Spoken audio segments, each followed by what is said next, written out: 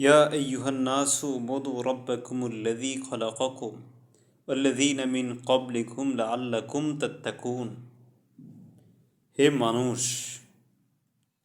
তোমরা নাসু উবুদু রাব্বাকুমুল্লাযী, তোমরা তোমাদের রবের ইবাদত করো,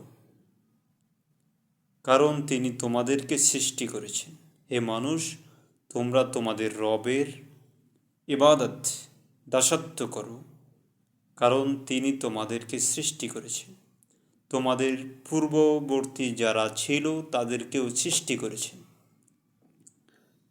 লাআল্লাকুম তাত্তাকুন। ইয়া আইয়ুহান নাসু উবুদু রাব্বাকুমুল্লাযী খালাকাকুম ওয়াল্লাযীনা মিন ক্বাবলিকুম লাআল্লাকুম তাত্তাকুন, যাতে করে তোমরা তাত্তাকুন, মুত্তাকি, পরহেজগার, আল্লাহ ভীরু, অন্যায় থেকে বেঁচে থাকতে পারো।